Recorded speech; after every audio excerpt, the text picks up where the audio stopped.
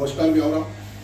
आज public live news में हमारे बीच में एक ऐसी पर्सनालिटी जो कि भारतीय जनता पार्टी के दल से बिलोंग करती है।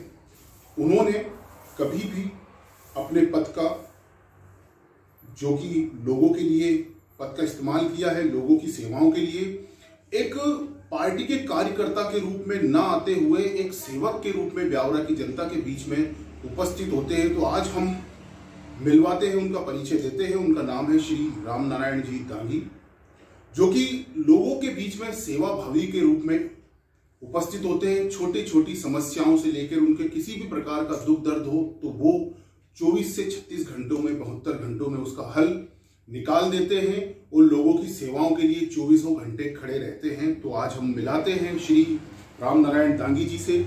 तो भाई साहब, हमारे स्टूडियो में आपका बहुत बहुत स्वागत है।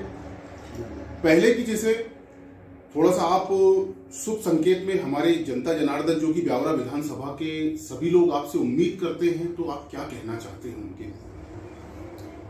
नहीं, मैं तो 90 से सामाजिक जीवन में सक्रिय हुआ। लगातार भारतीय जनता पार्टी से युवा मोर्चा से लेकर सभी पदों पर रहा और जनता के बीच में जो भी जनता की समस्या थी उसके लिए हमेशा संघर्ष करा।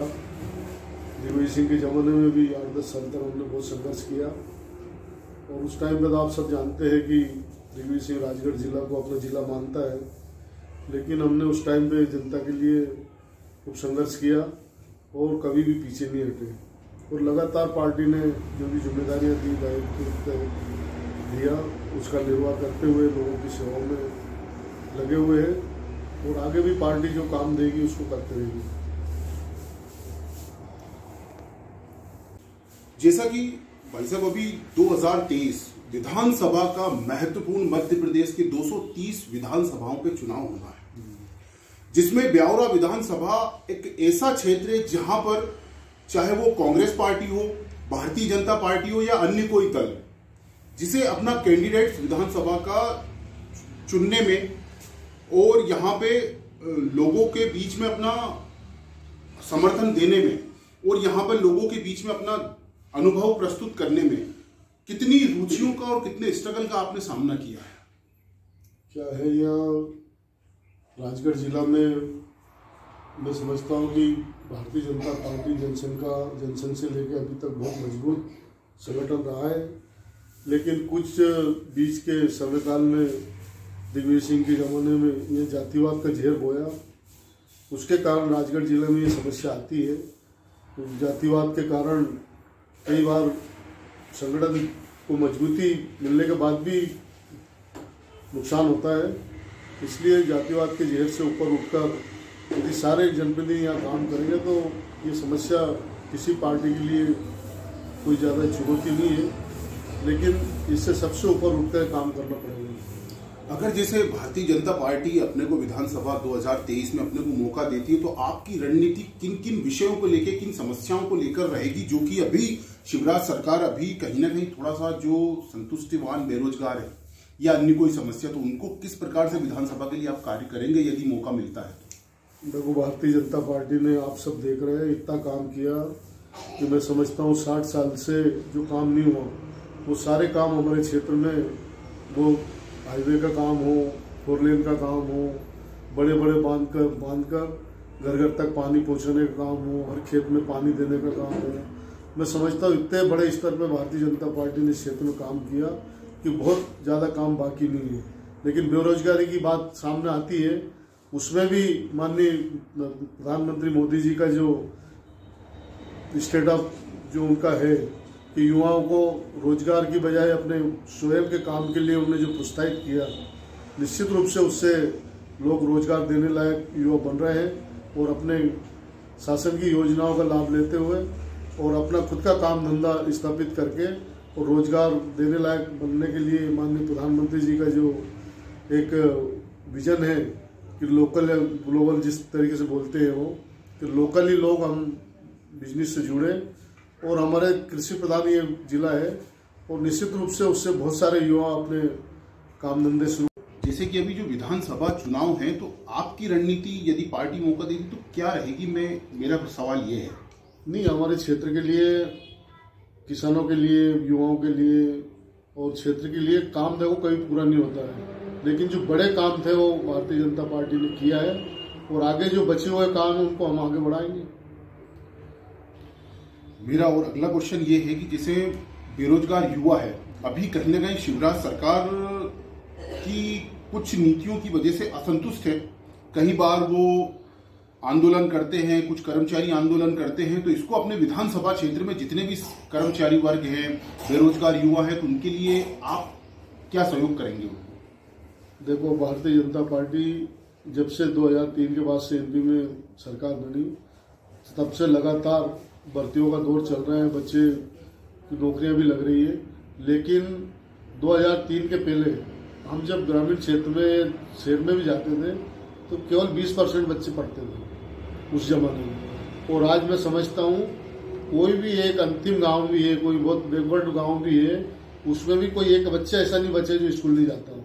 यानी 100% शिक्षा अध्ययन कर रहे हैं, बच्चे आगे बढ़ रहे हैं और प्रतिस्पर्धा में सब आगे बढ़ रहे हैं। तो जनसंख्या के आधार पर जो कंपटीशन में पास होते हैं उनको सबको नौकरियां मिल रही हैं और आगे भी हम प्रयास करेंगे कि बच्चों को गवर्नमेंट की नौकरियां भी मिले और इसके बाद में अपना स्वयं का व्यवसाय चालू करें। केंद्र सरकार की बहुत सारी योजना है, प्रदेश सरकार की उद्योग विभाग के माध्यम से बहुत सारी योजना है, बैंकों से जोड़कर अपना स्वयं का व्यवसाय करें। मैं समझता हूँ कि नौकरी से ज्यादा अच्छा स्वयं का बिजनेस चालू करें और लोगों को रोजगार देने लायक हम बने। ये विजन माननीय प्रधानमंत्री जी का भी है, माननीय मुख्यमंत्री जी का भी है। जैसा कि आज हमारे चहेते श्री राम नारायण जी दांगी जी के माध्यम से हमें आगामी चुनाव की रणनीति को लेकर उन्होंने कुछ चीजें कही है कि हमारे जो रोजगार तो हम दे ही रहे हैं केंद्र शासन के माध्यम से भी और राज्य सरकार के माध्यम से भी, लेकिन उन्होंने कहा है कि हमें केवल स्वावलंबी बनना है, ना कि दूसरों पे निर्भर। तो अपने रोजगारों को शुरू करें, जो कि सरकार की, केंद्र सरकार की योजनाएं हैं।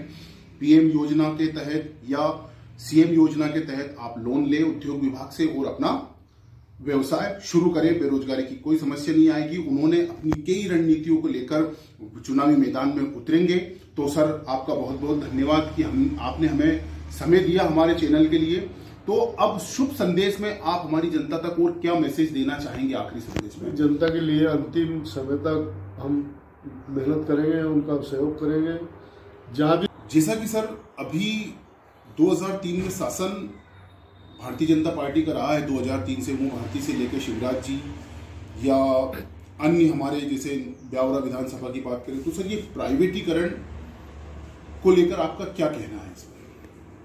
इसमें प्राइवेटीकरण तो एक शिक्षा विभाग में लोगों ने ज़्यादा एक व्यवसाय बना लिया है। बाकी सभी संस्थाओं में गवर्नमेंट खूब काम कर रही है और अच्छा काम चल रहा है, कोई कहीं असुविधा नहीं है। एक विद्युत मंडल को लेके है तो विद्युत मंडल की एक बड़ी नीचे तक अव्यवस्था है, उसको बहुत लोगों ने 2003 के पहले जो बिगाड़ी थी उसको सुधारने में भी टाइम लगा था। लेकिन आज मैं समझता हूँ कि हम बिजली को घर घर तक 24 घंटा पहुँचाने में सफल रहे, ये बहुत बड़ी उपलब्धि है। इसको प्राइवेटीकरण नहीं मानते हुए शासन का पूर्ण नियंत्रण है इस पर, और किसानों को, गरीबों को, सबको लिए सारी सुविधा उसकी बिजली के माध्यम से कम 24 घंटा बिजली मिल रही, तो लोगों को व्यवसाय करने में भी सुविधा हो रही, सिंचाई करने में सुविधा हो रही, बच्चों को पढ़ने में सुविधा नहीं हो रही। लेकिन 2003 के पहले तो अंदर ही था पूरा मध्य प्रदेश में, बिजली थी ही नहीं। तो इसको प्राइवेटीकरण नहीं मानते हुए व्यवस्था सुधारने के इसको उसमें आगे बढ़े हम।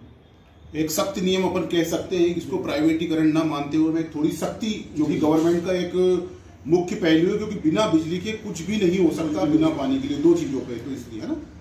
ठीक है, जैसे कि बहुत सारे कार्यक्रम या सफाई से लेके या अन्य कोई एनजीओ को अपन ने संभाले हुए हैं।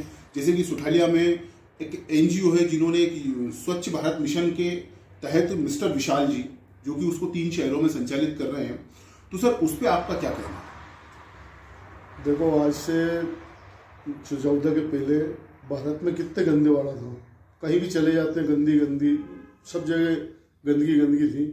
लेकिन स्वच्छ भारत मिशन जब से चालू करा, माननीय प्रधानमंत्री जी ने आह्वान किया, निश्चित रूप से आज हम एक चाय पीते हैं और एक डिस्प्ले हमारे पास रहता है तो हम डस्टबिन ढूंढते हैं। नहीं तो इसलिए अव्यवस्था थी कि पूरी जहाँ जाओ जहाँ गंदीवाड़ा था।